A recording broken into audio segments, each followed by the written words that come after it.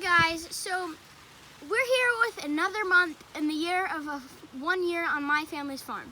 So today we just wanted to show you how the difference between the plants from now and a month ago from when we last showed them to you. So what's changed with the plants since we last saw them? Well, obviously they're about 3 times taller, right? Yeah. But we're at the most critical point in the corn plant's life right now. We're at its reproductive phase where it's trying to determine, the plant right now is determining how many kernels is going to be on that ear of corn that we harvest here in a couple of months.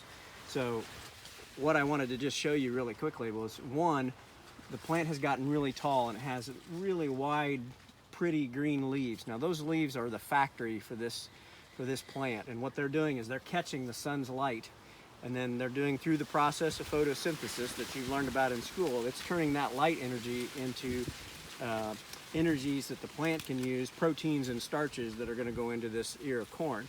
So right now we've got 2 critical parts of the plant. If you look up here at the top, you see this is the tassel, and this is where the pollen for this plant is located.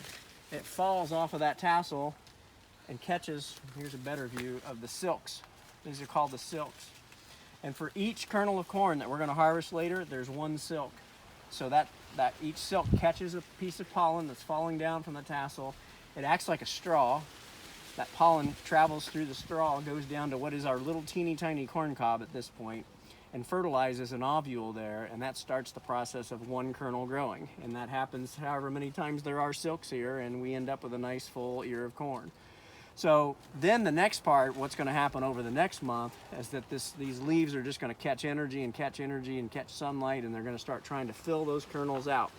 And so it becomes really important that these leaves stay green. We want them to be healthy and green, and one of the biggest challenges facing a corn plant right now is leaf disease. And it's summertime in Indiana, so it's hot and it's humid and it's moist, and it's perfect for molds and funguses to grow on a plant like this.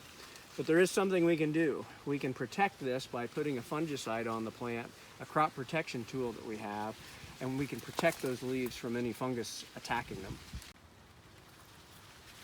So when we came out here this morning, you pointed out something to me really cool about these corn plants. So I would like you to just tell them about that. Okay. Well, this morning we had just a real 2-minute long light shower. Not enough rain to, you would think, matter very much, just enough to get things wet. But when I came out here, I could notice, and I don't see one, well, like right here, you can kind of see a line where the water is running down the plant. And so what we've done here is that these leaves have acted like a giant funnel. And so even though that was just a very short little shower, probably not more than a few hundredths of an inch, that water collected on these leaves, ran down the stalk, and if you go all the way to the bottom, you can see how the soil right around the bottom of the plant is dark. So it captured, it absolutely maximized, you can see it on some of the plants on the other rows, it absolutely maximized its ability to harvest water by the shape of the plant and the shape of the leaves. And so while it didn't seem like it was a very meaningful rain to me, it obviously, when I come out here and look, this plant has made the most of it, and that'll give it a nice drink for today. Okay, so here's an example of what I was talking about on a leaf disease. Now, leaf disease usually starts at the lower part of the plant because the moisture from the ground evaporates up, so it'll infect the bottom part of a plant first and then move upwards. So here's one of our first examples of it happening for this year.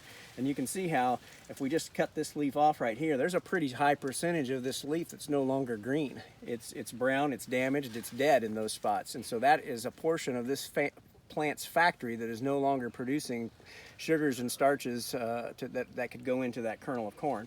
So what we wanted to do with our treatment right now was to stop this right here, not let it get up any further into the main leaves of the plant. And I saw this and thought I would show you what I've been talking about here when I talk about leaf disease.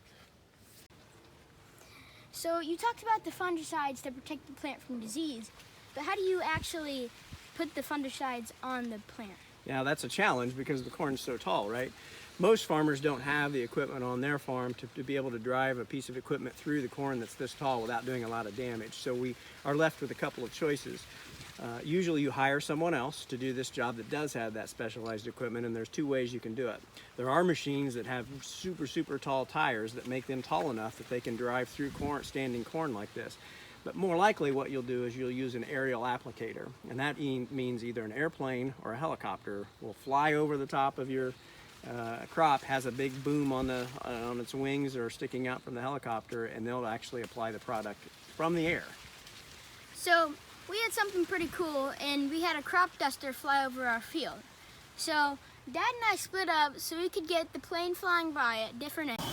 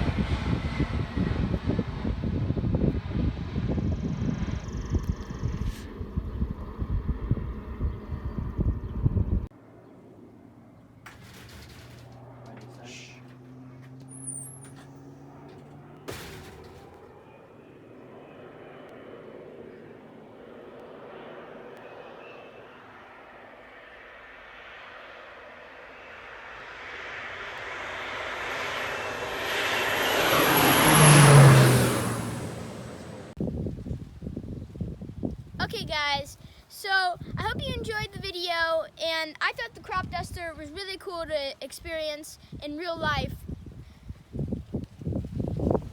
So we moved to the outside of the field so that we could show you the size comparison of me versus the corn.